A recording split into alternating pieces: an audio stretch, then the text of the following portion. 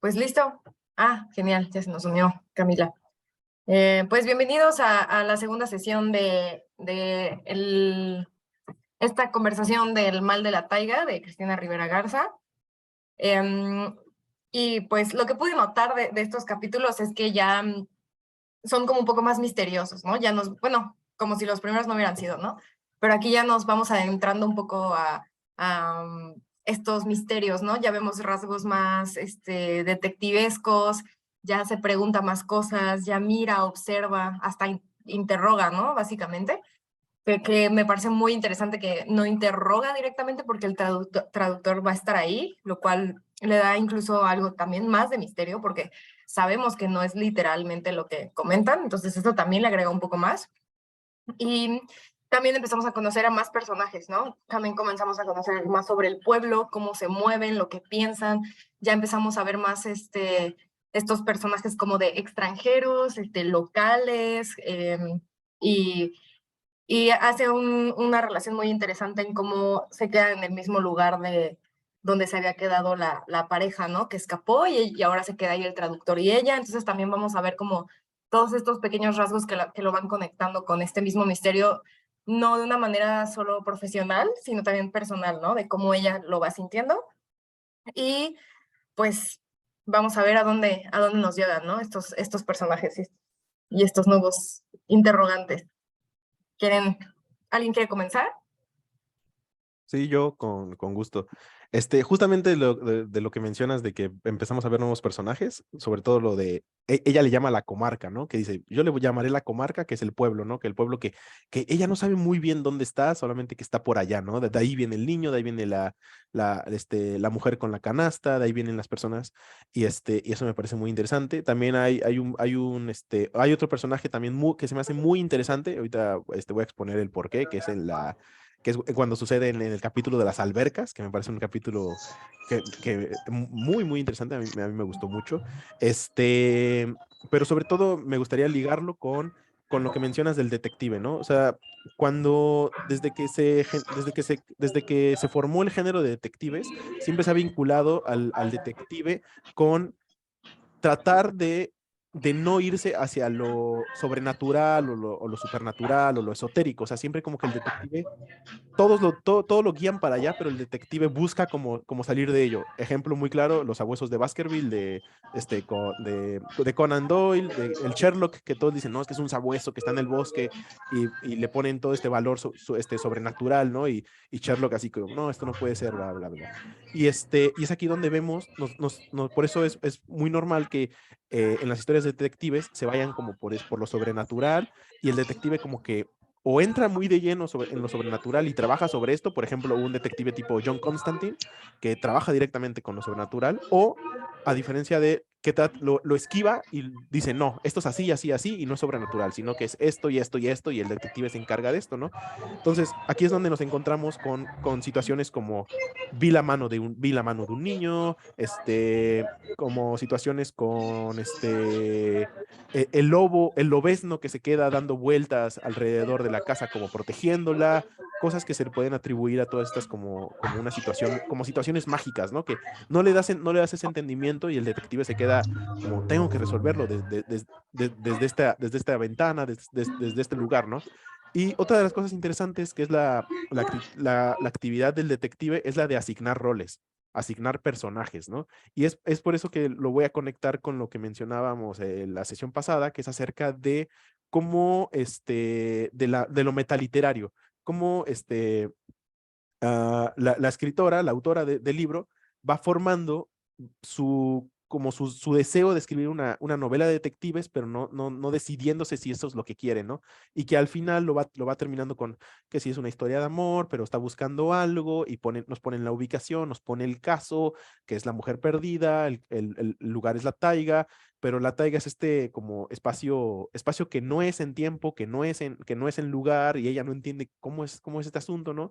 Entonces, cuando empezamos a ver lo de los roles, nos vuelve, no sé si recuerdan que en los capítulos anteriores hablaba ella de la bruja, ¿no? Hablaba de Hansel y Gretel y de la idea de la madre transfigurada y que era la bruja, pues ahora nos mete con los cuentos ya más de los cuentos de pueblo, que en inglés es folk tales, o sea, cuentos de pueblo, ¿no? Cuentos que son estos de Caperucita Roja, sobre todo el de Caperucita Roja, que cuenta aquí y nos pone a estos personajes, ¿no? Entonces es el detective buscando quién es el personaje dentro de cada historia. Y es ella tratando de asimilar, a ver, ¿quién es Caperucita? ¿Quién es el lobo? ¿Quién es el leñador? Y es aquí donde, por ejemplo, en algún momento ellos fueron los lobos, ¿no? Cuando es el capítulo de la Noria, ellos llegan a la Noria, una Noria que aparece, ¿no? Que no te dabas cuenta que estaba ahí, pero aparece.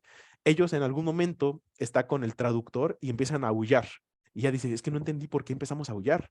Y en ese momento se acerca la mujer con la canasta, que no sabe si es la bruja, no sabe si es Caperucita Roja la mujer, no sabes quién es el lobo, si son ellos el lobo. Entonces, y está ella como tratando de identificar quién es quién en la historia para poder resolver el caso.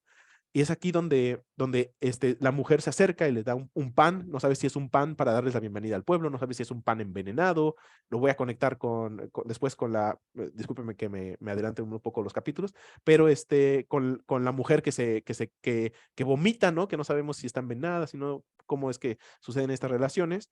Y otro de los personajes que me parece son muy interesantes es el del productor y exportador de madera, que bien podría decirse leñador, ¿no? Pero es interesante como cuando los invitan a comer con el exportador, con el productor y exportador de madera, en un momento, en lo que es el leñador en nombre es un lobo, ¿no? Que cómo come. Y ella se dedica en precisar esa atmósfera de cómo está comiendo, como si como la mandíbula, cómo lo mastica la sangre, cómo le da de la carne para que la pruebe. Entonces, esto es algo que me impresionó mucho de cómo está siguiendo la autora, trabajando con esta idea del detective, asignando los roles a cada uno de los personajes, ¿no? Y yo sigo con la duda, ¿no? Asimismo, como no sé si el traductor al dormir con ella es el lobo que está vestida de abuelita o, o quién es el leñador, es el cazador, ¿sabes? Entonces, ¿quién es Caperucita? Y eso es Quizá lo que me ella agrada. es el lobo, ¿sabes? La principal. Claro, también. Entonces, eso es con lo que más me quedo estos capítulos. Hay muchas cosas, todavía hay muchas cosas que comentar, pero esto es lo que más interés me da, ¿no? ¿Cómo va a resolver? Sobre todo porque todavía no nos asignamos. Nada más, ya por último, me gustaría hacer el ejemplo con Scooby-Doo. Todos hemos visto Scooby-Doo. En Scooby-Doo resuelven un caso en un episodio y rápidamente Scooby-Doo pues asigna roles. Él es el cerrajero, él es la señora que está en problemas y tratan de ver quién es quién es el villano, ¿no? ¿Quién es ese que se vistió con su botarga? Y al final van a ver, claro, era esta persona, ¿no? Y eso es lo que hace el juego del detective, ¿no? Se me hace interesante cómo vamos a la mitad del libro y aún no sabemos quién es quién, a medida que también nos está contando otra trama, ¿no? Que es la trama del amor, si es ella, no es ella. Entonces, este juego de preguntas es lo que me atrae bastante. Sí, y eso que comentas de cómo van conociendo y bueno, más bien, para unirlo con lo que comentas, a mí me generó gran sorpresa o me llamó mucho la atención, como aunque los veían como extraños, o sea, lo que comentábamos, ¿no? De el extranjero siempre va a ser extranjero, ¿en qué momento deja de serlo, no? Siempre va a haber como un distintivo. Y ellos llegaron buscando a los locos, entonces ellos también son los locos, duermen en el mismo lugar, ¿no? Y cómo es que aún así, haciendo esta distinción de gente que no vive ahí y que los ven raro, aún así se acercan a ellos, ¿no? O sea, aún así hay gente que llega y les cuenta el chisme, hay gente que llega y les pide ayuda, así como de, ¿qué pasó? Cuéntenos, ¿no? O incluso que le voy a llamar leñador, que no es el leñador, pero incluso el leñador que llega y dice, a ver, ¿quiénes son ustedes que vienen aquí al pueblo, no? Que aunque no quieran, porque creo que incluso menciona algo así como de, querían alejarse de ellos a como diera lugar, ¿no? Aunque quieran alejarse de ellos, siguen estando pendientes, ¿no? O sea, siguen estando como tal vez unos repudiándolos, tal vez otros pidiendo ayuda o tal vez otros queriendo ser ellos, ¿no? Que eso también me causa mucha intriga, que la autora no lo comenta tal cual, pero mantiene presentes a esos personajes. Y también me gustan mucho los juegos que hace con las palabras, por ejemplo, menciona a veces los menciona como gente sin explicación, que gente sin explicación se puede ver de muchas formas, ¿no? Que son personas que llegan y buscando una explicación, personas que no tienen explicación en el sentido de que ni ellas se pueden explicar a sí mismas o que no tienen explicación para lo que sucedió porque es una detective. Entonces me encanta todo este juego que hace, que ya les había comentado la sesión pasada, a mí se me hace como un poema a veces, cómo es que escribe y describe las situaciones. Em, y otra cosa que también me gusta es el tema, lo que ya les había comentado, el tema de la comunicación. No solo el hecho de que siempre va a estar este ruido del traductor, sino también cómo es que esta Cristina Rivera Garza decide describir cómo es que el traductor lo dice, ¿no? O sea, no tal cual lo que dice, sino la forma en que lo dice, que también es sin duda un lenguaje, ¿no? Que también como detective nos está diciendo, yo me fijo en esto, no me fijo tanto en lo que está diciendo el traductor, sino en cómo lo dice, lo cual me deja pensando, pues tal vez sabe que el traductor puede ser más ruido que solución, ¿no? Entonces vamos a fijarnos en su reacción, porque hay una parte en la que no nos cuentan qué está diciendo la señora, pero sí describe cómo el traductor se quedaba perplejo, ¿no? Y cómo tartamudeaba y así, que esos también son pistas, lo cual la detective la tiene más difícil porque no tiene las pistas tal cual, ¿no? Se las va diciendo esta traducción. Y esa relación la hago también con los personajes, que tanto lo que le dicen es porque quieren encontrar la verdad, porque quieren escapar de ahí, porque necesitan ayuda de otra forma. Entonces también son como los ruidos que se puede topar como detective, ¿no? A mí ahorita que mencionaron esto de la relación de los integrantes de la población y el leñador, o sea, para mí el que te vean como extranjero o que los vean como extranjeros y que haya ciertos personajes que se acerquen, para mí es como una advertencia, porque es esta gente que es consciente de lo que ha pasado y que quiere apoyar, que no tiene la misma conciencia o indiferencia como los demás y que trata de acercarse como... Porque hay una parte, ¿no? Donde el niño, creo que es el niño, donde la mamá le niega o está yendo sin permiso a verlos. Y a diferencia del leñador, que sí es lo siento más como una posición justo del lobo, como de, oigan, ¿y qué andan haciendo por acá? A ver, vengan, explíquenme, y cómo saben de estas personas y tal.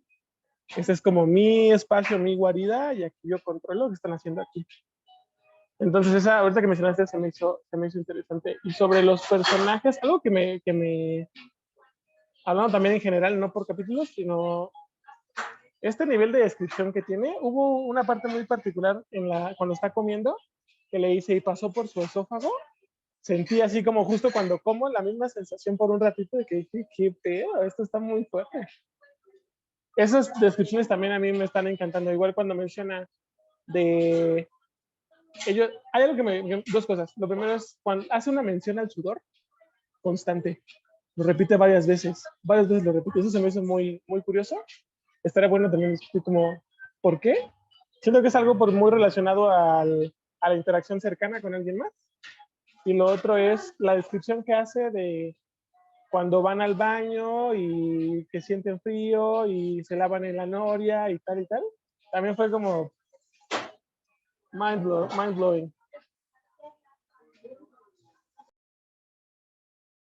Sí, y ella posicionándose, que creo es parte de lo que quiere la escritora, ¿no?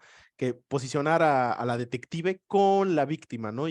Y cómo que todavía no sabemos si son la misma persona, no son la misma persona, qué tanto tienen en común, qué no tanto tienen en común, pero es como la detective se pone en su perspectiva de decir, es que como esto que mencionas cuando van a la noria, cuando van a las letrinas, todo este asunto de, y que menciona, es que el olor, ¿no? El olor, cómo tenían frío, estaban aquí juntos y se trata de poner en el papel, ¿no? Lo que mencionas del sudor a mí también me llamó mucho la atención. Creo que aquí es inevitable hacer la relación cuando habla sobre el restaurante con todo lleno de ventanas en el agua, ¿no? En el océano, porque habla mucho de la brisa, habla mucho de la sal y hace esta relación con el sudor, estar, como dices, estar cerca de la gente, bueno, estar cerca del otro, ¿no? No tanto de la gente, estar cerca del otro y que bailen, ¿no? Porque era como, ella es la bailarina y ella se desentiende de la bailarina y en algún momento dice, ¿será que el hombre ¿Será que el hombre con manzana de Adán la habrá jalado igual del codo como me jaló a mí, ¿no? Y empieza a hacer estos juegos de cómo habrá sido la interacción de ella conmigo, de él con ella, de él conmigo, cuál habrá sido la relación de la taiga conmigo, de la taiga con ella. Y esto está muy interesante porque cuando se habla lo del niño, no sé si o quizás fue mi rebuscar ahí, pero hay cuando están con el niño y el niño los lleva porque van por víveres al pueblo, les dice, es que fueron, solamente, nunca fueron al pueblo más que es una primera vez, ¿no? Y ahí me dio esa sensación de que Cristina Rivera quería jugar con la idea es la primera vez porque estos dos, el traductor y la detective, están yendo ahora. No tanto porque los demás fueron, sino porque están yendo ahora. Porque no es como que el pueblo como que entiende que algo sucedió, pero quizás desde otra perspectiva más mágica a nivel de pueblo, así esa es la atmósfera que me da, ¿no? Y que ahora que ellos estén ahí, porque a ellos les llaman la pareja del matrimonio, el matrimonio de la taiga. A ellos les llaman el matrimonio de la taiga y se refieren tanto al traductor como a la detective, pero también a los otros dos, ¿no? Entonces está jugando todo el rato con esto que me parece que es esta segunda trama que permite desarrollarse a través de lo que es el asesinato a través de la primera trama que es la del detective, ¿no? ¿Puedo decir algo rápido? Ahí hubo en los capítulos, bueno, mi capítulo favorito de estos fue el de, no recuerdo el nombre, pero el del baile. Y justo algo que me encantó que fue, nadie sabe en realidad cuándo toma las decisiones más fuertes y más definitivas. Eso fue como, ¡wow! Porque justo Sí, como, sí, llegador. bastante llegador. Y tengo yo algunas preguntas, no sé si vamos a hacer alguna discusión como tal vez un poco hilada en los capítulos, porque sobre la misma lectura me iban saliendo como, por ejemplo, algo que me intrigó mucho es, ¿por qué el traductor hablaba con la gente y solo decía algo cuando ya estaban acostados? ¿Por qué se esperaba hasta que estaban acostados? ¿Por qué no al momento en la misma plática o hacer la traducción en el mismo momento? Eso se me hizo bastante raro. A mí también, eh, yo no sé, es que ahí ya entra también el pensar si la autora decidió más bien decirnos lo que se comentaba en la cama y no lo que se comentaba tal cual en las entrevistas, porque también es una forma, como lo mencionaba Luis, hay muchas cosas sexuales, ¿no? Que como que los deja como que muy ambiguos. ¿Por qué hablar de esas cosas en la cama, ¿no? Y no en las entrevistas, porque ahí hay intimidad. Entonces, ¿qué rayos está escondiendo, si es que está escondiendo algo, en las entrevistas? Isabel, ¿quieres comentar algo? Sí, bueno, simplemente o sea, en la totalidad del libro, creo que estoy muy, muy confundida porque me gustan mucho los crimis y me gusta mucho como pensar, bueno, ya, ¿cómo le harías, no? Para encontrar a esa persona. Pero ella ni siquiera siento que está tratando realmente de encontrar algo. Lo veo más bien como, al principio estaba pensando como una cebolla, como con muchas capas, ¿no? Pero luego, o sea, tengo una sensación así como de laberinto, pero no está perdida. Ella no está perdida. Y más bien ahora con lo que han hablado tanto del baile, sí más siento que ella nos está guiando como en un baile, pero es su baile y nos está realmente, porque te lleva de una plataforma a otra, de una, no sé, de una dimensión a otra constantemente, ¿no? Desde su perspectiva interna, o sea, qué es lo que ella tiene, pero a su intimidad, a lo que ella considera la intimidad de los otros, y te jalonea de uno a otro, así como la llevó ese tipo del codo a la terraza sin que ella quisiera, así siento que ella me está llevando a mí de un lado al otro, así como que ya cuando siento yo estoy ahí y no sé ni por qué llegué ahí. Es muy interesante la forma en que maneja el lenguaje para, sí, transportarte a la terraza sin que tú quieras, ¿no? Y de repente ya estás ahí en los lugares más íntimos sin que te haya así como que prevenido de antemano. Y como decía Momo, ¿no? O sea, de repente tienes como un sentimiento de dónde, o sea, ¿por qué llegué a este sentimiento de mis entrañas sin, como sin ningún aviso, ¿no? Previo. Muy chistoso. Sí, y de transportarnos a la terraza nos transporta a la taiga y de la taiga nos transporta al pueblo y estamos así como, eso me parece brillante en cómo la escritura, la escritora nos lleva, ¿no? Porque es en parte de lo que mencionan, de cómo es que lo escribe, ¿no? Porque este estilo de escritura que en momentos, de hecho, cada capítulo lo empieza con un qué, que si esto, que si el otro, que si esto.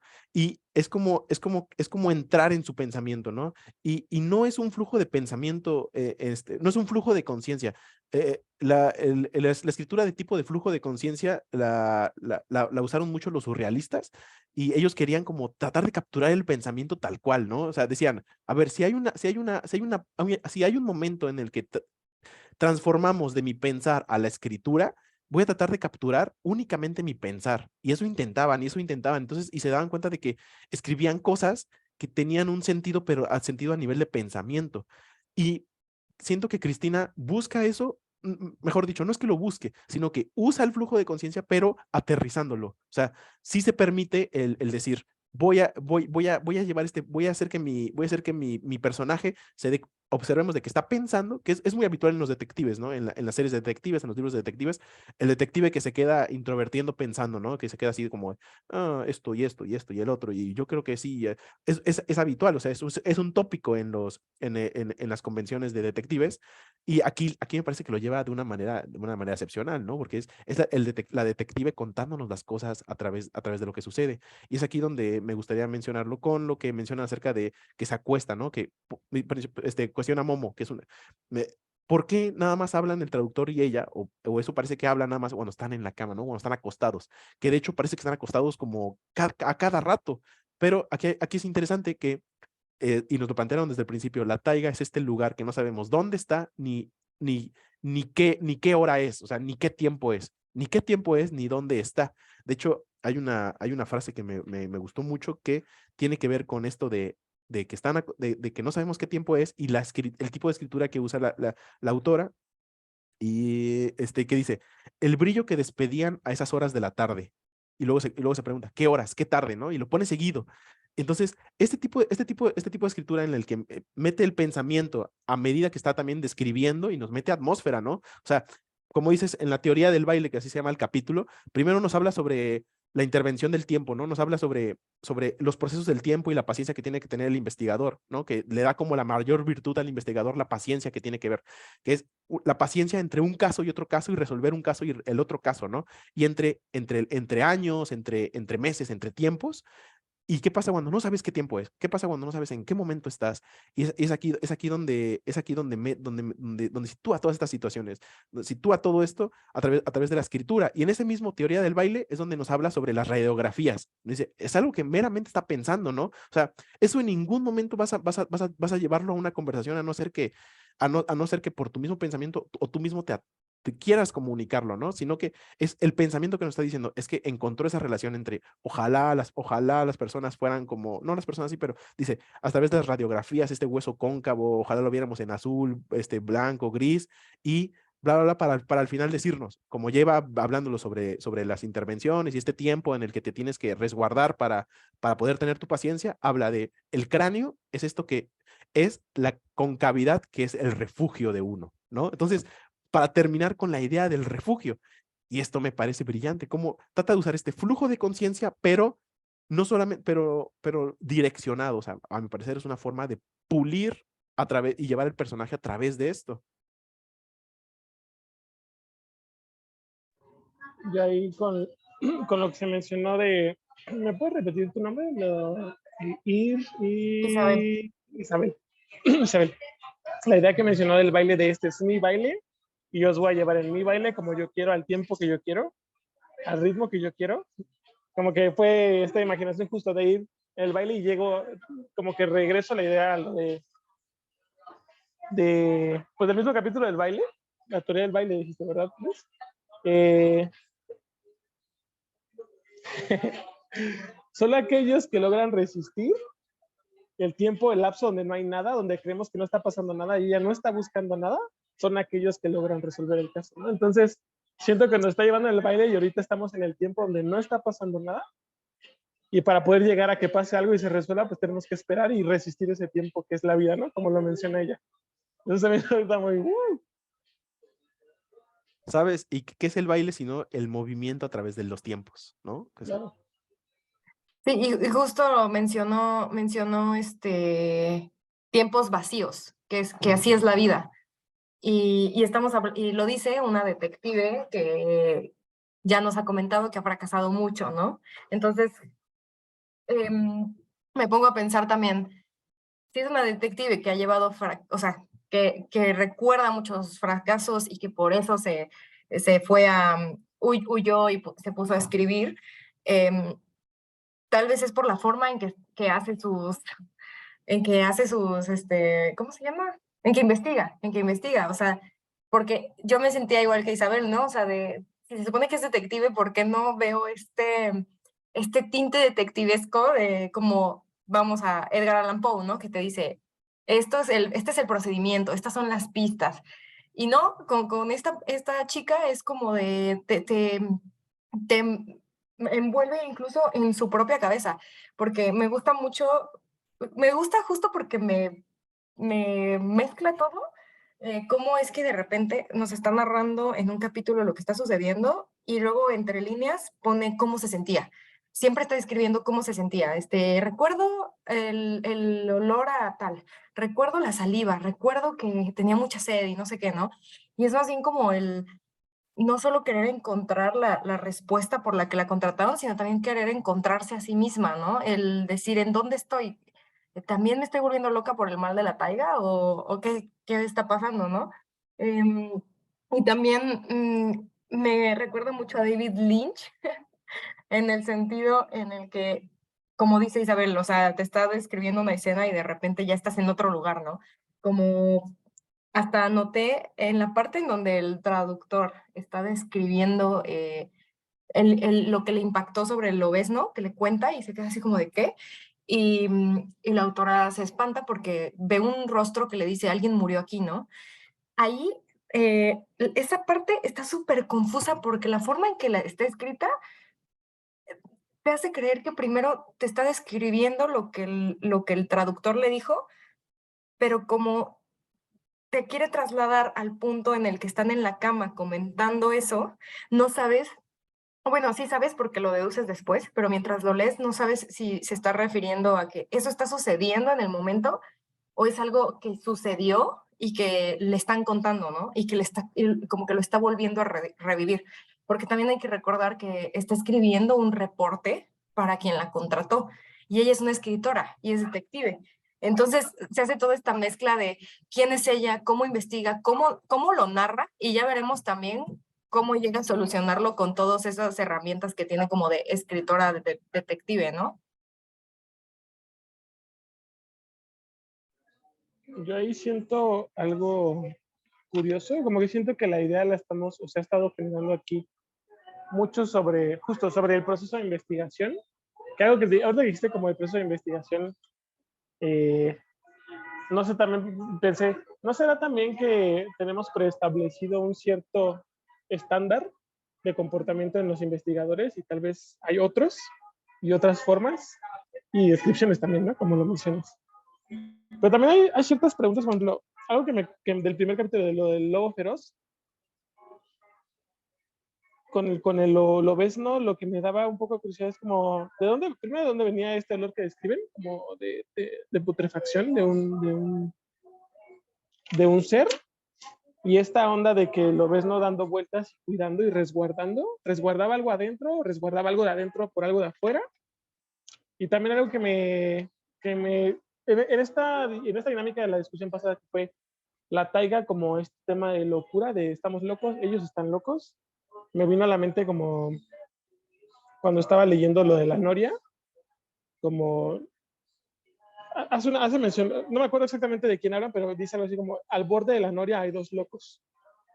Entonces, los locos eran, según yo, ellos sentados o estando ahí, y lo vi como, ok, los de la comarca los están viendo como locos, pero nosotros los vemos ellos como locos, porque somos diferentes, y tal vez uno puede tener su propia taiga y es particular, y cada quien puede entrar y salir de esa taiga dependiendo de en qué momento se encuentre de locura o no, y de lo que cada quien determine como su locura o no.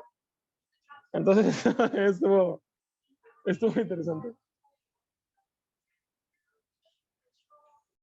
Sí, justo por eso a mí me brincaba la idea de, em, si se supone que en la taiga se vuelven locos porque están rodeados siempre de lo mismo, ¿qué nos diferencia a nosotros que no estamos dentro de la taiga? Si también estamos rodeados siempre de lo mismo, ¿quiénes realmente son los locos? ¿Quiénes realmente están buscando salir de la locura y quiénes creen que no están locos, pero sí lo están y no se dan cuenta? Que considero que aquí entra clavado el tema del extranjero, ¿no? O sea, el extranjero, que para la comarca, el extranjero es el leñador, ¿no? El exportador y productor de madera, así como ellos dos, ¿no? Qué interesante que el traductor que conoce la lengua, o sea, conoce sus modos, sus costumbres, que es una forma de verlo, ¿no?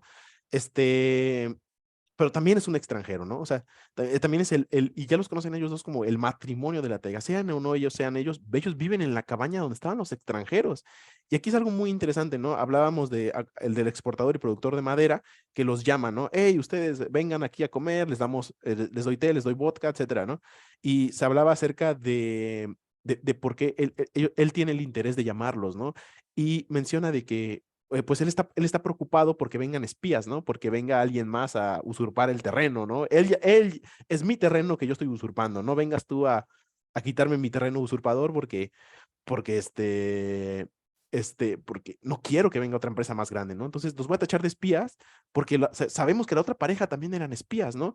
¿Y cómo lo ve la comarca? La comarca está haciendo sus fiestas, bueno, como lo menciona la detective, para generar este sentimiento de comunidad en contra del exportador y productor de madera, porque él nos está quitando nuestra madera, él nos está quitando nuestra taiga, él nos está quitando estos espacios que mencionan, que es, nos está imponiendo su orden, nos está imponiendo su locura. Entonces, nosotros, que ustedes son los extranjeros, vamos a invitarlos, pero con invitarlos también con una cierta reserva, ¿no? Esta reserva que es la de la mamá diciéndole al niño, no, no vayas, pero el niño de todos modos va porque siente que él tiene algo que decir muy importante, ¿no? Que aún no sabemos cuáles son los dibujos que el niño le presenta, ¿no? O sea, todavía hay este dije de misterio, no sabemos si son estos dibujos que se nos presentan en el texto, no sabemos si son otro tipo de dibujos. Ahí hace una alusión a la carta Pinacia, Pinesa, bueno, no, cuando habla sobre cuando el niño llega y Pisana o algo así, porque era de Pisa, carta de Pisa, me googleé lo que era lo de la carta esta, que era del Proto-Lance, y hablaba acerca de la cartografía, no sé si recuerdan esa parte, en la que el niño llega a la casa y les está hablando, y ella, de nuevo, se introvierte, ¿no? En sí misma, y se comienza y dice, es que a mi cabeza llegaron, de nuevo, el flujo de conciencia, ¿no? A mi cabeza llegaron estas palabras que eran, no recuerdo cuáles eran las palabras, a ver si las puedo encontrar rápido. Mm, ah, ah, ah, ah, Le llegan, se llamaban protolans, de algún lugar de la memoria emergieron entonces las palabras carta pisana, y luego nos pone como si fuera siguiendo su hilo de pensamiento, la fecha 1290, la argucia de las orillas, el detalle de la vida de las grandes aguas, recuerdo sobre todo cómo entró, de repente y todo junto, el bosque que nos rodeaba, recuerdo la humillación. Yo cuando leí esto dije, a ver, ¿cómo partió de una palabra a que se siente humillada, ¿no? Que esto es parte de lo que mencionamos de su escritura, que nos absorbe tanto, que nos lleva de un lugar a otro, que nos hace bailar entre ella, ¿no? Y googleé lo que era la carta pisana, ¿no? Y esta carta pisana es una carta que existe, ¿no? Que encontraron en 1290, y es una cartografía que trata del mar Mediterráneo, el mar Arábigo y el mar Negro, y hace como, pero pero centraliza estos mares, ¿no? O sea, a lo que entendí, lo que la autora quería explicar es que este mapa que ya está un poco, pues ya está, o sea, está muy dañado el mapa, lo que quería mencionar era cómo el mar era lo céntrico, a diferencia de cómo hoy manejamos el planeta, donde los países son lo céntrico, ¿no? Y aquí el mar era lo céntrico y todo estaba a las orillas, y, o sea, nada más visualizaba como las orillas de lo terrestre y las costas y los puertos más importantes, y el mapa los mencionaba. Entonces, y después de las costas, el mapa no se esmeraba en decir, aquí hay montañas, aquí hay esto, o ciudades o esto, no, nada más mencionaba, aquí están los puertos, bla, bla. Entonces, cuando hace esta relación entre, de algún lugar de la memoria emergieron entonces las palabras carta pisana, la fecha 1890, la argucia de las orillas, se refiere a estas orillas. El detalle de la vida de las grandes aguas, ¿no? Se refiere a estas grandes aguas.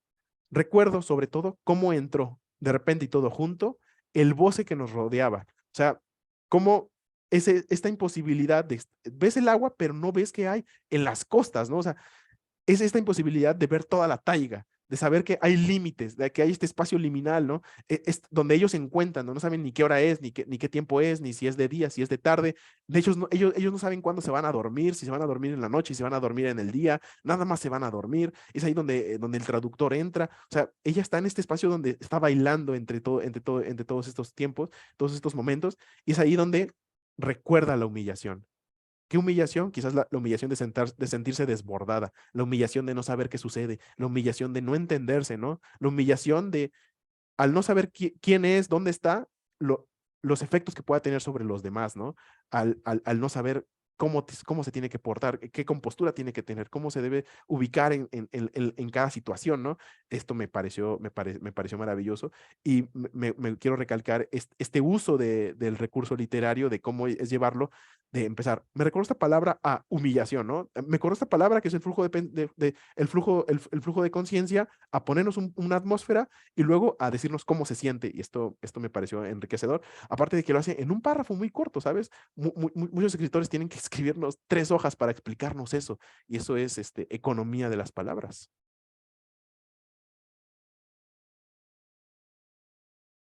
Sí, muy buenos puntos. Yo ahorita comento algo, pero Ana, ¿quieres comentar algo? Sí, a mí me llamó la atención lo que dice en el párrafo, en el inicio, creo que lo vieron, es una página anterior a la lectura de ahora, y dice que describe cuando conoce al traductor, y dice que parece un árbol solo en apariencia seco o muerto, y me hace pensar que a veces aparentamos lo que no somos. O sea, la gente tiene un concepto distinto a lo que realmente somos, ¿no? Y también, pues, me llamó la atención donde ella se imagina y se cuestiona a sí misma de qué pudo haber convencido a la señora a haber escapado con el señor, ¿no? Y se cuestiona, ¿será que estuvo bailando con él? ¿Será que pasó esto, que pasó aquello? Que también Porque, la tomó del codo. ajá, que también la tomó del codo, porque reconoce que cuando un cerebro está emocionado es poco racional, ¿no? Que a ella le pasó que la tomaron del codo, se emocionó y llegó donde ella nunca pensó llegar. Y pues sí,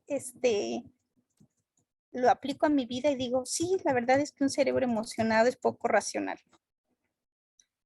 Y también lo que decían, la autora te lleva de un mundo a otro y de repente pareciera que compara la taiga como en el bosque donde estaba Hansel y Gretel, ¿no?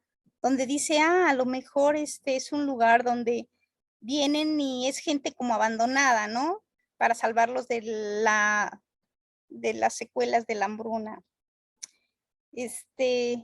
La verdad es que creo que no es un libro fácil de leer porque te pasa de un lugar a otro, ¿no? Pero me gusta cómo cómo menciona cosas que las he vivido en mi vida diaria, ¿no? Como esta que comentaba Momo, que no sabemos en qué momento estamos tomando las decisiones más importantes de nuestra vida, ¿no? Sí, interesante. Yo siento que es como una lectura fácil en el aspecto de que puedes seguir, o sea, que lo lees y lo entiendes, pero de repente ya Ya te llegaste a un cambia. párrafo, ajá, Sí. como que dices, espera, tengo que volver a leerlo, ¿sabes? Pero no porque no se entiendan las palabras, sino porque quiere decir tantas ideas que Sí. en una sola oración te pone muchísimas. Ujú, sí. Sí, esos son mis comentarios. Gracias, Isabel. Ajá, sí, solo quería como comentar también respecto a lo que dijo Luis de las cartas, y eso también me dejó a mí muy picada, también por lo que ya había ella dicho antes, ¿no? De que los tiempos donde no pasa nada, eso es la vida. Y sí, bueno, yo personalmente percibo mucho que ella está haciendo con este libro una alegoría como de la vida, como de, pues sí, lo dije la vez pasada, como de muchos temas muy profundos, pero de una forma, pues muy interesante, con el lenguaje que está usando, de, pues tal vez de su, no sé, no de su teoría, pero de su, sí, como su forma de razonar su propia vida, ¿no? De cómo razona, pues, qué es lo que vale realmente la pena. ¿Vale realmente la pena ese éxito de llegar a encontrar, ¿no? Lo que quieres encontrar en un caso? ¿O vale la pena ese camino que tienes que caminar independientemente de lo que encuentres a lo largo de él, ¿no? Como que siempre lo está, o por lo menos lo está cuestionando y reflexionando constantemente. Y eso se me hace muy interesante porque al hacerlo y llevarte en ese baile que ella está, que ella está guiando, te hace a ti como lector reflexionar eso sobre tu propia vida, sobre el momento que estás viviendo en ese instante.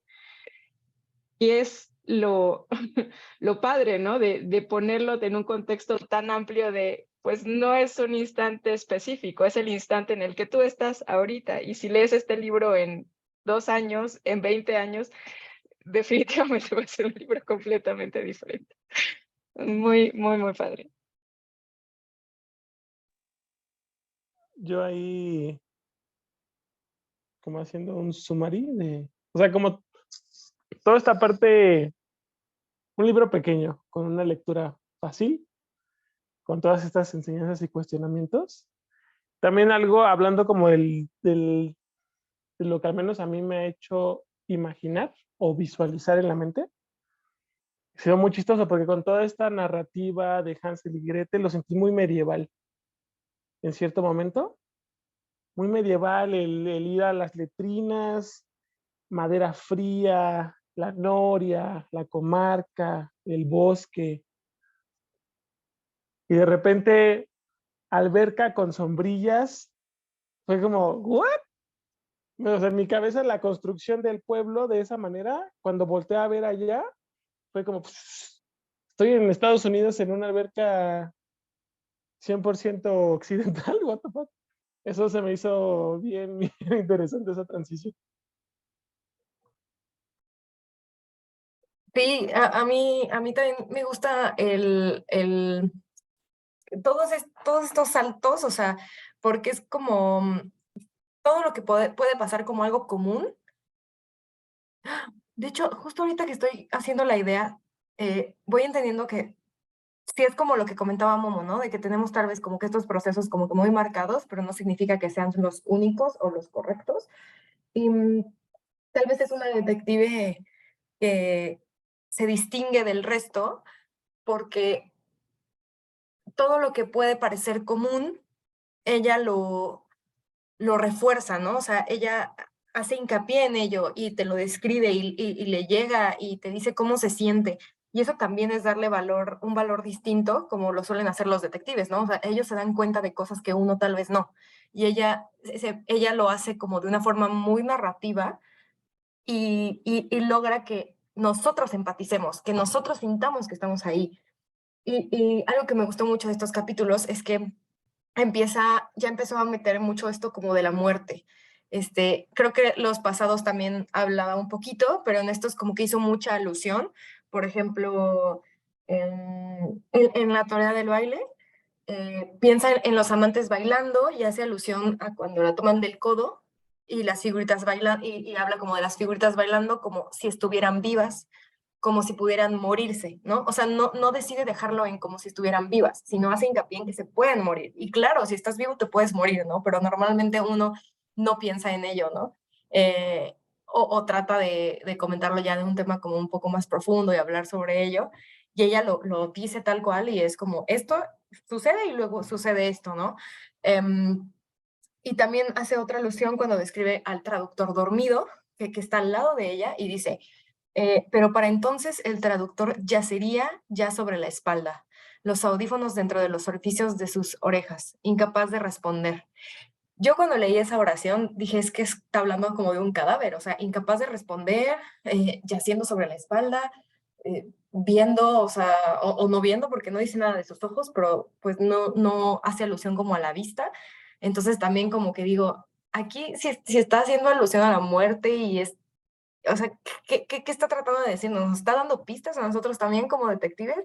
¿O cómo es que lo relaciona con todas estas cosas que podrían parecer comunes, pero ella las ve diferente? Ella hace ese hincapié en esas situaciones que logra ver, ¿no? También me gustaría mencionar cuando empieza a describir el lugar que dice, aquí dormían ellos, aquí estuvieron ellos, ella servía aquí el té y bla, bla, bla, bla, bla, que menciona, ninguno de estos objetos me transmitía secreto alguno. Y dices, ¿qué? O sea, se supone que esa es la cabaña donde debe haber secretos, ¿no? Pero los secretos los empieza a descubrir afuera. Entonces, realmente, ¿quiénes están escondiendo qué? ¿Quiénes están buscando qué? ¿Dónde están los secretos? ¿En la cabaña donde dicen que pudo haber sucedido algo o fuera de esa cabaña, no? Eso también, tal vez es este sobrepensamiento mío, que quiere como que encontrar cositas, pero también la forma en que nos se zarandea por todo el libro me hace como que querer pensar en todo esto, ¿no?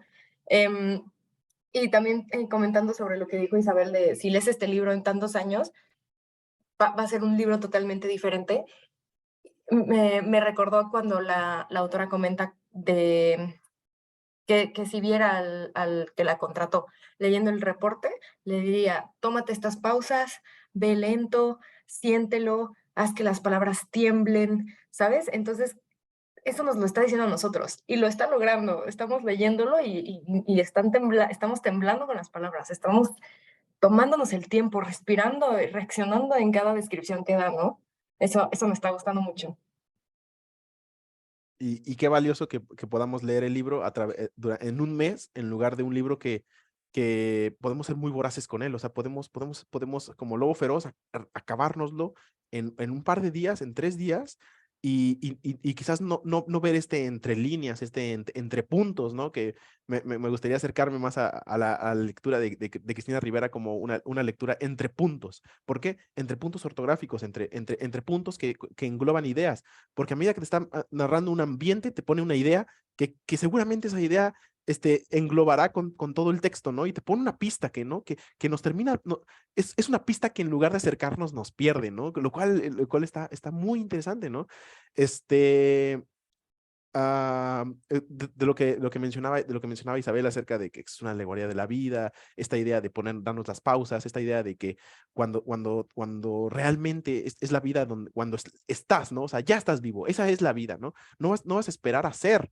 Es cambiar el estar al ser, ¿no? O sea, estamos en lugar de somos, ¿no? O sea, entonces es esta idea es esto que engloba así, ¿no? Cuando Ana menciona sobre las apariencias, pues es esto, Juan, y qué interesante que hayas traído esta cita a la sesión, porque ahí trabaja mucho mejor la idea de no sabemos quién es quién, no sabemos quién es qué personaje, no sabemos si el leñador es el lobo, si el lobo es la Caperucita, si Caperucita es la bruja, si quién es Hansel, quién es Gretel, ¿no? Y todo esto que la misma detective está batallando con ello, ¿no? ¿Quién es quién en qué apariencia? Y sobre todo, ¿quién es quién en qué estado? Regreso a lo de Isabel. Cuando estás quién eres cuando estás. Entonces, ¿estás con un cerebro emocional? ¿Estás con un cerebro racional? ¿Eres tú en tu emocionalidad? ¿Eres tú en tu racionalidad? ¿Vas a decidir lo mismo? ¿Vamos a hacer esa ambivalencia? ¿Somos diferentes personas cuando estamos en diferentes tiempos, cuando estamos en diferentes días, cuando estamos, ¿sabes? Entonces, es como esta idea del estar. O sea, estamos cuando, estamos cuando tenemos, somos diferentes cuando, en la diferente situación en la que nos encontramos cuando estamos, ¿no? Y ¿qué es lo que menciona Momo? Este juego entre tiempos, ¿no? Que viene englobado con lo mismo. A mí, el personaje del traductor todavía se encierra mucho, ¿no? Es el extranjero en el extranjero que está conectado entre los mundos, pero todavía se encierra mucho. Se pone los audífonos, da la espalda, que solamente hablan cuando están acostados. Él es el que está interrogando, él es el que se sorprende y a través de su filtro es que la autora está conociendo lo demás. A mí el personaje del traductor siento que todavía falta que explote muchísimo y yo me imagino que para los siguientes capítulos va a explotar bastante, ¿no? Así como el personaje del leñador, estoy casi seguro que no vamos a encontrar muchísimos más personajes, quizás a lo mucho un par más, pero que entre estos personajes, algo me dice que vamos a encontrar cómo se desarrolla esto, ¿no? Y pues es acerca de las convenciones, cuando mencionaban que esta detective no es una detective común, no es una detective que quizás la estamos tomando la estamos viendo desde nuestro contexto de creer que así tienen que ser los detectives, pues llega Cristina Rivera y nos rompe los moldes, decir, a ver, no, también tiene esto, porque la detective está en su contexto, entonces está en este momento y como está en este momento, procesa diferente, le preocupan otras cosas, quizás nada más está para hacer su trabajo del reporte, pero no, porque también está como esta historia de amor, esta historia de desamor, esta historia de encontrarse a sí misma, esta historia de saber, a ver, qué es la taiga, por qué estoy aquí y qué es, ¿no? Que es todo esto que nos llena en su atmósfera.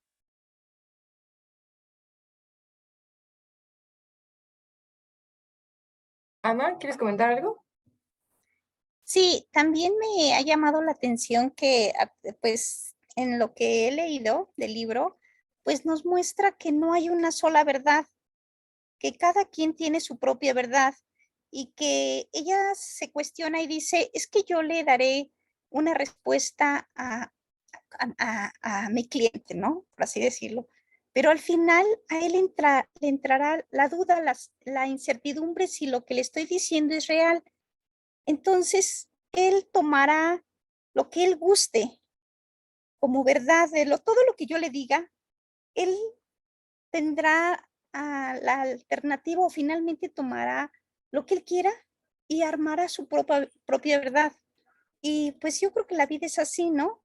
No hay una sola verdad, hay muchas verdades y cada quien toma lo que le parece verdadero, ¿no? También me llamó la atención que ella, ella está súper atenta a todo lo que le dice el traductor, pero no solamente a lo que le dice verbalmente, sino también tiene que traducir los gestos para corroborar si lo que le dice con palabras también lo refleja en su rostro, ¿no? Entonces me pensé, si es verdad, o sea, ¿cuántas veces yo he querido saber si me están diciendo la verdad y nunca veo el rostro?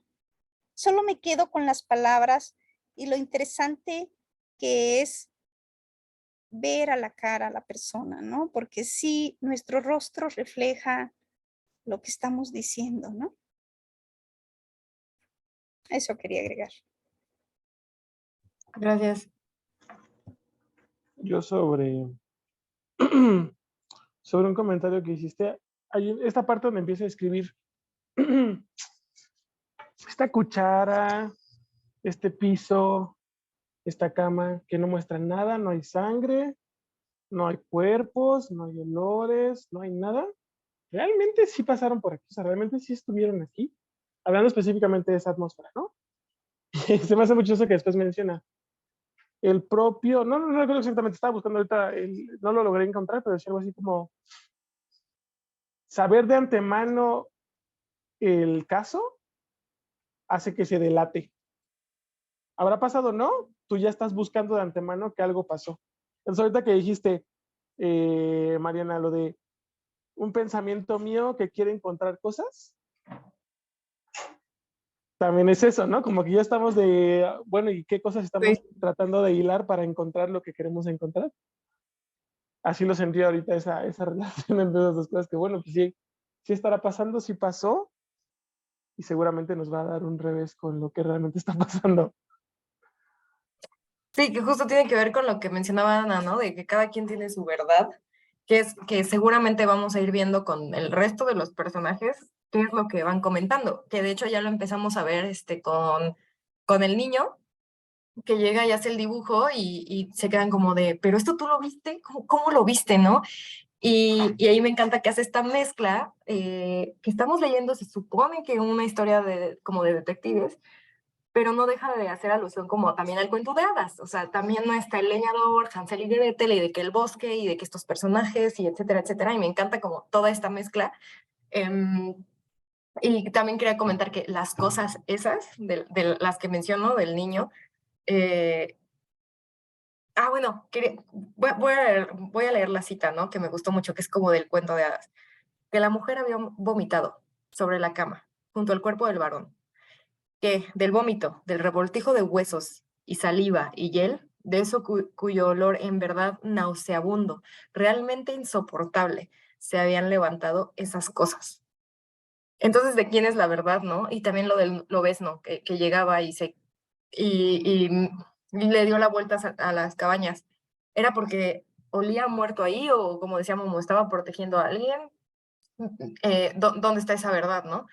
Y bueno, las cosas esas me recordó, algunos que estamos aquí lo leímos, a Oficio de Tinieblas, a Catalina, cuando hace como las estatuillas que empiezan a hablar, ¿no? También vemos un poco de rasgos como de ese cuento de hadas que no deja de buscar el misterio. Em, y, iba a comentar algo sobre el lenguaje que mencionaba Ana, era un comentario al respecto que me despertó. Bueno, tal vez ahorita me acuerdo, ahorita se los comento. Luis. Yo también iba a comentar sobre lo de Ana porque me pareció muy importante. Quizás te refieres a lo de no hay una sola verdad. ¿A eso querías mencionar? No era algo con relación al lenguaje, pero. Y la Sí, autora. que Pero ahorita me somos... acuerdo. Seguramente mientras te voy escuchando, tal vez lo recuerde. Si Ah, es que no va, me lo va. robas. Segura, eso voy a intentar. Soy el lobo. Me gustó mucho lo que comentas, Ana, porque es tal cual, ¿no? O sea, la idea de no hay una sola verdad, ¿no? O sea, ¿qué es la verdad sino la mentira que más nos convence, ¿no? Entonces, cuando mencionas, es que el traductor, ella tiene que traducir al traductor, ¿no? O sea, porque no sabe si le está diciendo lo que el pueblo le está diciendo tal cual se lo está diciendo, ¿no? Sabe que hay esa barrera, sabe que hay esa barrera que puede ser la misma barrera que tiene el lector sobre el escritor, que la misma barrera que tiene la detective sobre el caso, la misma barrera que puede tener ella sobre viendo los dibujos, leyendo los diarios, entendiendo al hombre de la manzana de Adán, todo esto que es traducir sobre gestos, y me gusta cómo lo planteas, porque nos mencionas casi como palabras centristas, ¿no? De que vamos a decir lo que dice la palabra, tiene que estar, nos va a importar lo que dice el documento, está en texto, está firmado, pusiste tu firma, ¿cómo? ¿Sabes? No está el gesto, no está a través del gesto, a través del gesto vemos la verdad, o vemos la mentira, o cómo nos sentimos, y regreso a lo que mencionábamos, ¿no? Que es el estar, cómo te sientes en ese momento. O sea, eres cuando estás, o sea, y estaba pensando en los mensajes de texto, ¿no? O cuando se generan los mensajes de texto o los chats a partir de los 80s para acá, explotando en las redes sociales, pues es muy raro que nosotros mismos cuando mandamos mensajes en el club de lectura, en el chat del club de lectura podemos ver el ejemplo de qué tanto usamos los emoticones, ¿no? Y qué tanto los emoticones nos ayudan a expresar esos gestos, nos ayudan a expresar el cómo nos sentimos, el cómo no, el qué queremos decir y el qué no queremos decir. Y todo esto me parece muy importante a través de él. ¿Por qué? ¿Por qué me parece muy importante? Porque la autora lo sabe, lo conoce y dice, ok, tengo este texto y a través del texto voy a hacer con mi escritura, voy a tratar de mostrar eso. Porque porque yo compito con el cine, yo compito con la cinematografía, yo compito con los diferentes cortes, yo compito con poner con las imágenes, ¿no? O sea, yo tengo que hacer que mis palabras sean imágenes y es muy relevante de los escritores de hoy en día, los escritores contemporáneos, porque tienen que aplicar estas formas de escritura.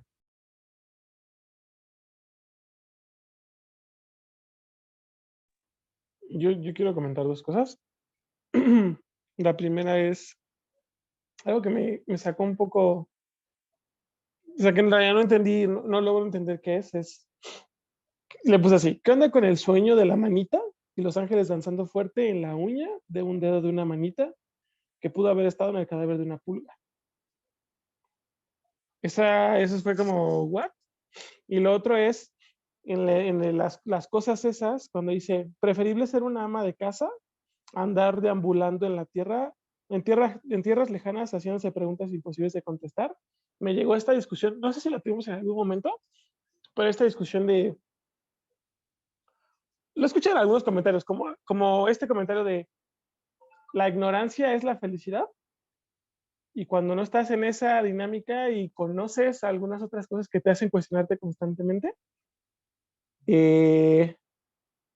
hubo una relación que puso algo así como, se hace esa pregunta o hace ese comentario de preferiría esto, pero también confirma que lo dice o lo piensa porque sabe que no es posible dejar la conciencia o que no es posible que sea una persona deambulando en tierras ajenas preguntándose estas cosas. Y cuando lo extrapolé a la ignorancia o la no ignorancia o conocer otras cosas, es justo eso. O sea, cuando yo me pregunto, como tal vez sí será más fácil no estar preguntándome todas estas cosas constantemente, sí estaría mejor, ¿no? Pero lo digo y lo pienso, pero jamás cambiaría la conciencia que tengo en ciertas cosas por no saberlas y por tener una tranquilidad. O sea, como que sí acepto el costo, que se podría ver como costo, ¿no? Que más bien son estos cuestionamientos de algunas cosas. Eso me hizo pensar esa parte. Es muy Oh, interesante wow. es muy Dale, interesante dale. que hayas traído lo de la danza aquí tengo dice, recuerdo las imágenes del sueño, recuerdo que fue dentro del sueño que vi la pequeña mano, su marca sobre la pared de madera, una mano tan diminuta como la cabeza de un alfiler. ¿Cuántos ángeles danzando, enloquecidos en la orilla de su uña? Una mano que bien pudo haber pasado por el cadáver de un mosquito o una pulga, una mano de 5 dedos aún más pequeños. Hay una pregunta que se ha hecho muy famosa a través de la historia de la humanidad, que es que alguien se preguntó, ¿cuántos ángeles pueden caber parados uno a uno sobre la punta de una aguja? Es una pregunta que alguien una vez que se hicieron y la pregunta despertaba muchísimas cosas, ¿no? O sea, desde por qué desde en la punta de una aguja, despertaba mucho sobre la pregunta de qué es un ángel, qué puede hacer un ángel, hasta qué punto, ¿no? Y es muy interesante sobre que Cristina Rivera haya traído esa pregunta, pero la cambia, ¿no? Dice, a ver, voy a hacer la relación entre la mano era tan pequeña como lo puede ser la punta de una aguja, pero es tan pequeña que puede sostener todos los ángeles posibles parados. Entonces, a pesar de que es tan pequeña, tiene tanta importancia dentro, ¿no? Y luego se pregunta en esta escritura que tiene es, ¿cuántos ángeles pueden danzar, como dice? ¿Cuántos ángeles danzando enloquecidos en la orilla de su uña, ¿no? Entonces, entra con esta relación de qué tanta importancia le va a poner esto, qué tanto puede sostener esta manita que es como la de una aguja. Eso me pareció muy bonito. Órale, creo que nunca había escuchado lo de Los Ángeles. Isabel.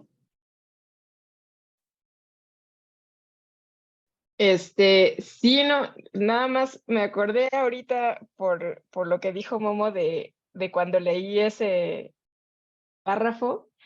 Y es muy curioso porque cuando lo leí, no sé si ustedes llegaron a ver una película de hace años que se llama Juno, de una niña adolescente que se quedó embarazada. Y me recuerdo mucho al momento en la que la chava después, o sea, no se atreve a abortar porque no sé si ve o le dicen que justo en ese momento ya así como que se podían ver las uñas de las manos del embrión que ella llevaba dentro. Y me acordé mucho de eso porque, pues sí, justo por la evolución, llega un momento en el que sigue siendo muy pequeño el ser humano, tal vez tan pequeño como la cabeza de una aguja, pero que ya tiene determinadas partes desarrolladas, que le dan vida, ¿no? O sea, que ya muestran que está en vida. Y no sé, o sea, eso como que lo conecté completamente con ese sueño que ella tuvo de esa mano diminuta. ¿De quién es esa mano diminuta, no? O sea, ¿de qué puede ser esa mano diminuta? Y me surgió, o bueno, lo conecté un poco. Para mí sí existe la pregunta como hasta cierto punto, o sea, constantemente presente. Y a eso me refiero también como cada quien lee el libro como desde su punto de vista, ¿no? Y el hecho de que estas mujeres, o sea, tanto la que ella está buscando como ella misma, como que sigue conectando el papel, o bueno, no necesariamente constantemente, pero sí habla del papel de madre en el de la madre, en La Bruja, de Hansel y Gretel, etcétera. Como que sí es una cuestión como la que está retomando, no sé qué tanto yo le estoy poniendo de mi propia interpretación, o sí tiene algo de, o sea, o me decido por ser madre o me decido por irme a la taiga. No sé, como que, ajá, a mí me incitó eso. Ahorita nada más, perdón, nada más un comentario rápido. Eso que menciona Isabel de tal vez estoy mencionándolo desde mi perspectiva, o algo que también ahí menciona que es todo lo que vemos, lo vemos a través de una rendija, como que cada quien tiene su propia rendija. Pues me voy a desbordar. Ya, ¿por qué? Porque, No, ¿quieres? O sea, no, porque vale. yo lo leí y dije, no estoy tan seguro, no estoy tan seguro, pero sí te despertó a ti, Isabel, y ahorita que Momo trae esto, yo sí creo que hay una relación directa con el aborto. Lo relacioné cuando menciona sobre ella, porque mencionan la sangre, mencionan todo esto, pero no mencionan que encuentran un cadáver, el lobezno, ¿no? Que es este lobo chico que está dando vueltas a través de la casa, el niño que está viendo desde la rendija, la mujer que van a la comarca y todos comen de lo mismo, pero ella es la única que vomita al lado del varón, y le duele, se toca el estómago, no recuerdo qué dice, y para mí, pues sí, o sea, me disparó claro, practicaron un aborto, ¿no? Y practicaron ese aborto y la mamá no le quiere decir al niño y por eso o sea, dentro de la comarca, pues lo ven, pues le ponen un juicio moral, ¿no? Negativo y, y es aquí donde, bueno, eso me estapó, ¿no? No sabía si estaba rebuscando, pero ahora que lo mencionas, dices, pues digo, ok, pues creo que puede que haya algo ahí, ¿no? Y que ese haya sido el crimen que hayan cometido, ¿no? Y ya desbordándome todavía más, en la posibilidad de que la detective haya sido ella, ¿no? Y esté como recordando, está yendo a ese lugar en la taiga, que también puede ser su Vietnam, ¿no? O sea, puede ser como este lugar en el que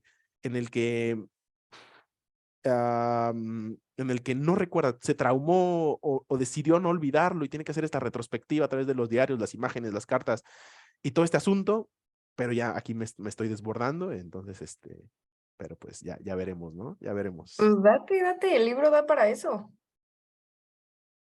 ¿No? ¿No quieres?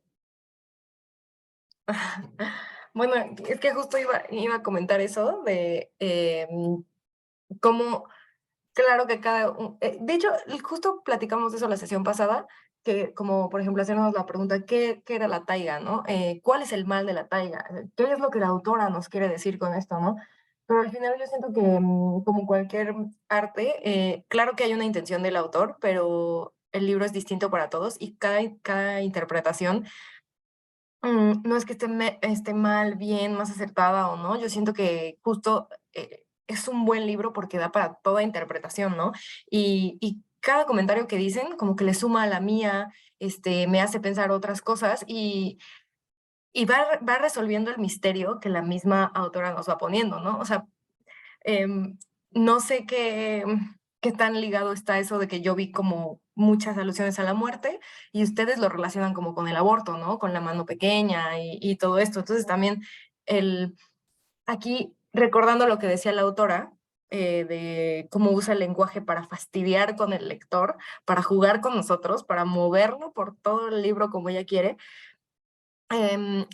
pues es justo aquí estamos, ¿no? Estamos en la taiga, en nuestra taiga, que ahora es este libro, y como ella sabe cómo usar el lenguaje, tanto escrito como esta metaliteratura, en donde, como les comentaba al principio, ¿no?